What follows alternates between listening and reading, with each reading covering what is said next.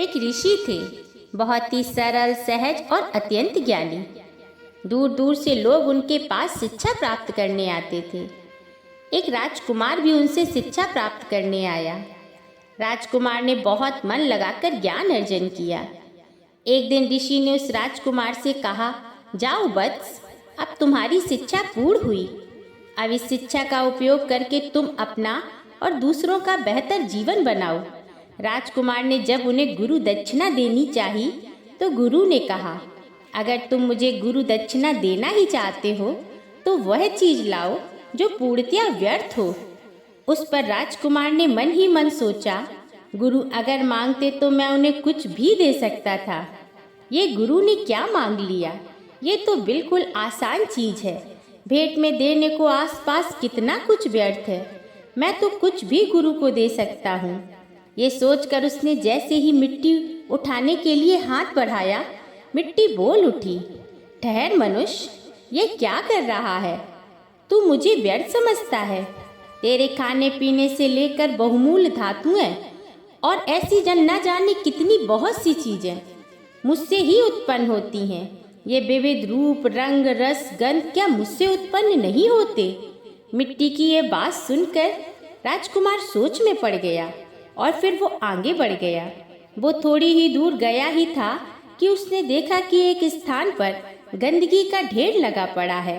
राजकुमार को लगा, इससे व्यर्थ तो और कुछ नहीं हो सकता। और ये सोचकर राजकुमार ने जैसे ही उसे उठाने के लिए अपना हाथ बढ़ाया तो उसमें से आवाज़ आई, रुको मानव, तुम मुझे व्यर्थ समझने की भूल भला कैसे कर सकते हो?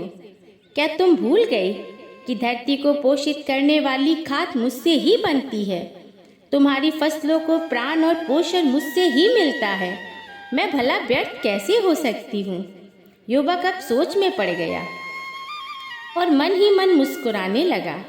गुरु का दिया हुआ आखिरी सबक अब उसे समझ आ चुका था कि व्यर्थ और तुच्छ तो वह है जो दूसरों को व्यर्थ और तुच्छ समझता है, और वह अहंकार के सिवा और क्या हो सकता है। राजकुमार तत्काल ही ऋषि के पास जाकर बोले, गुरुवर, मैं अपना अहंकार आपके चरणों में रखता हूँ। आप मुझे आशीर्वाद दीजिए कि आपके द्वारा प्राप्त ज्ञान को मैं प्रजा की सेवा में लगा सकूं। गुरु बहुत प्रसन्न हुए क्योंकि उनके शिष्य की शिक्षा अब सही मायनों में सार्थक हो चुकी थी। दोस्तों, इंसान के भीतर सबसे व्यर्थ उसका अहंकार होता है। अहंकार जितना बढ़ता जाता है, मनुष्य के गुण उतने नष्ट होते जाते हैं। अहंकार के बढ़ने से मिलता कुछ भी नहीं, सिर्फ खोता है। क्या खूब कहा है किसी ने, अहंकार में 3 गए, धन, वैभव और वंश। ना मानो तो देख लो रावण, कौरव, कंस। फिर मिलेंगे दोस्तों अगली वीडियो के साथ।